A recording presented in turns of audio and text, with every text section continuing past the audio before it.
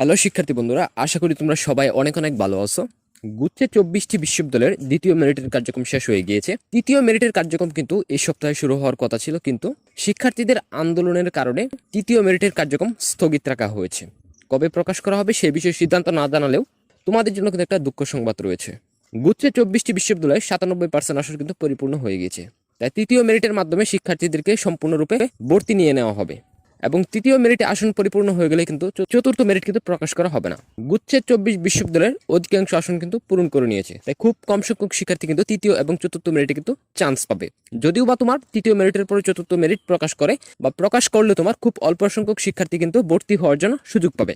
এই বিষয়ে গুরুত্বপূর্ণ একটি নিউজ এসেছে, চলো এই বিষয়টি আমরা একটু বিস্তারিত দেখে নিই। শিক্ষক ও শিক্ষার্থীদের আন্দোলনের কারণে 2023-24 শিক্ষাবর্ষের জিএসটি গুচ্ছভুক্ত 24 বিশ্ববিদ্যালয়ের ভর্তি পরীক্ষার কার্যক্রম বন্ধ হয়ে গেছে। ফলে পরবর্তী ধাপের ভর্তি কবে শুরু হবে তাও নিশ্চিতভাবে বলতে পারছে না কর্তৃপক্ষ। তবে এক সপ্তাহ সময় পেলেই ভর্তি কার্যক্রম শেষ হয়ে যাবে বলে জানিয়েছে সংশ্লিষ্ট কর্তৃপক্ষ। এ বিষয়ে গুচ্ছ ভর্তি পরীক্ষার আয়োজক কমিটির আহ্বায়ক এবং যশোর বিজ্ঞান ও প্রযুক্তি বিশ্ববিদ্যালয়ের উপাচার্য অধ্যাপক ডক্টর আনোয়ার হোসেন শনিবার 6 জুলাই গণমাধ্যমকে বলেন, বিশ্ববিদ্যালয়গুলোর 97.12% আসন পূর্ণ হয়ে গিয়েছে, আর একটি ধাপ হলেই হয়তো সব আসন পূরণ হয়ে যাবে। তবে আন্দোলনের কারণে পরবর্তী ধাপের ভর্তির সময় এখনো বলা যাচ্ছে না। শিক্ষার্থী বন্ধুরা, তোমরা স্পষ্টভাবে বুঝতে পারছো যে গুচ্ছ অধিভুক্ত 24টি বিশ্ববিদ্যালয়গুলোর মধ্যে 97.12% আসন অলরেডি পরিপূর্ণ হয়ে গিয়েছে। তার মানে আর 3% আসন ফাঁকা রয়েছে। এই 3% আসনে তোমার খুব কম সংখ্যক শিক্ষার্থী কিন্তু ভর্তি হওয়ার জন্য সুযোগ পাবে।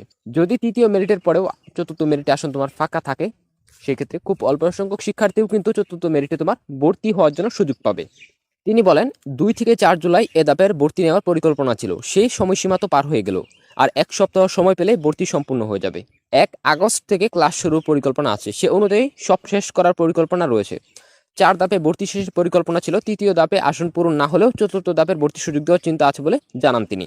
শিক্ষার্থী বন্ধুরা, তোমরা বুঝতে পারছো যে তিনি বলেছেন যে যদি তৃতীয় মেরিটে তোমার আসন পরিপূর্ণ না হয়, যে 3% আসন ফাঁকা রয়েছে, এরপরে যদি তোমার দেখা গেল চতুর্থ মেরিটেও 1-2% আসন ফাঁকা থাকে বা তার চেয়ে অধিক আসন ফাঁকা থাকে, সেক্ষেত্রে তোমার 4 ধাপেও তোমাদেরকে ভর্তি নেওয়া হবে। তার মানে তোমাদের আসন ফাঁকা থাকলে শিক্ষার্থী ভর্তি নেবে, কিন্তু আসনই কিন্তু খুব অল্প সংখ্যক ফাঁকা রয়েছে, সেক্ষেত্রে তোমার খুব অল্প সংখ্যক শিক্ষার্থী কিন্তু ভর্তি হওয়ার জন্য সুযোগ পাবে। সো অপেক্ষা করো তোমরা তৃতীয় মেরিটের জন্য।